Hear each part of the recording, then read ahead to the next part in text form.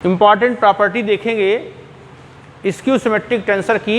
Important property है कि if A i j is covariant tensor of rank 2, तो covariant tensor हो अथवा कंट्रावेरिएंट टेंसर हो, रैंक 2 का है यदि, तो नंबर ऑफ इंडिपेंडेंट कंपोनेंट्स कितने होंगे, n n minus 1/2। Symmetric tensor में यही क्या था, n n प्लस 1/2, लेकिन एंटी सिमेट्रिक में क्या होगा, n n माइनस 1/2। ये इंपॉर्टेंट क्वेश्चन है। तो हम लोग जानते हैं कि ए आई जे है, इसमें कितने कंपोनेंट्स होते हैं, टोटल n स्क्वायर, ये बताए थे ना, i is equal to 1 to n, j is equal to 1 to n। तो इसमें लिखेंगे वी हैव नंबर ऑफ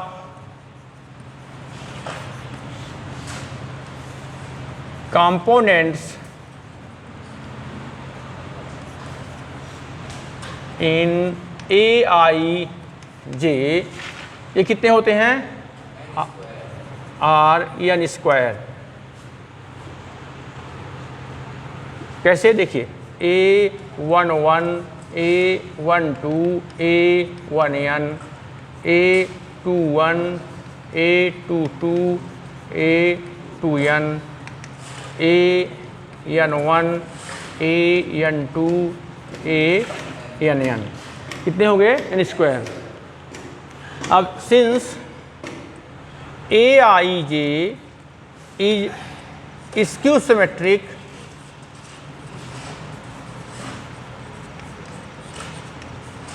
तो स्क्यू सिमेट्रिक की वजह से क्या हो जाएगा, ए i j is equal to minus a j आई।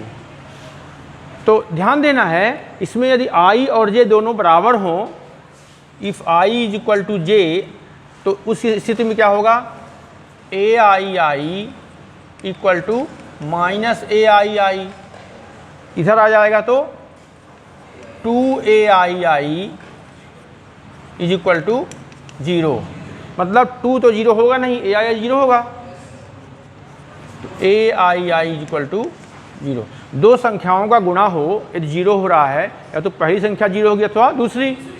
2 तो संख्या है, ये 0 है नहीं, इसका मतलब ये 0।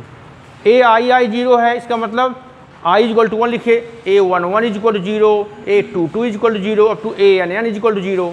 तो यहाँ से क्या हो गया, A11 is equal to 0, A22 is equal to 0, इसका मतलब ये हुआ कि ये total number of n square components हैं।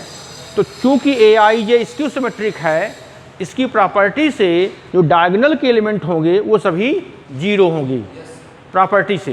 क्लियर है। तो क्या हो जाएगा, अब देखते हैं हम लोग, number of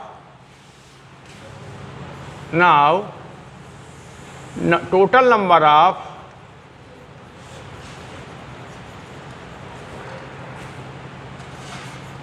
distinct components is equal to, तो देखिए n स्क्वायर टोटल थे, अब उसमें से n क्या हो जाएंगे, घट जाएंगे। क्यों, क्योंकि डायगोनल के एलिमेंट क्या हो गए, 0 हो गए, उनकी संख्या नहीं गिनी जाएगी। तो n square minus n। Clear है।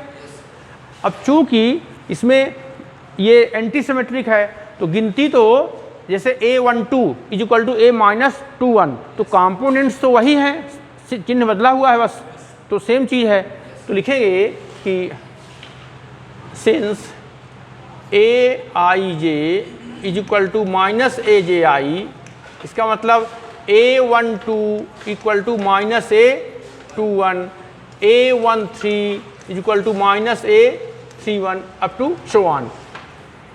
तो विकर्ण की जैसा उधर संख्या है वैसे ही इधर है, जो कंपोनेंट्स होंगे तो सेम वही हैं। Therefore total number of distinct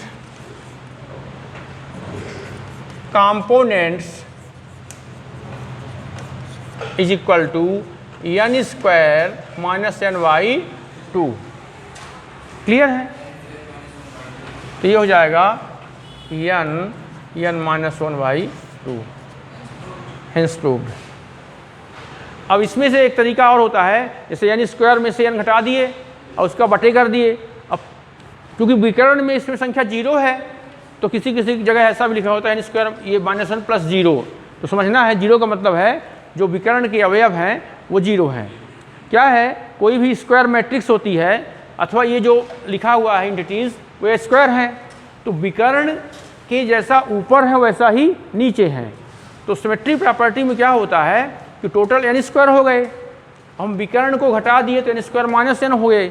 अब आधा कर दिए, इनकी संख्या काउंट हो गई, और टोटल गिनना है तो प्लस कर देते थे विकर्ण का भी। तो चूंकि विकर्ण के यहाँ 0 है। क्लियर है? इसको हम सिमेट्री के केस में भी शॉर्टकट में कर सकते हैं।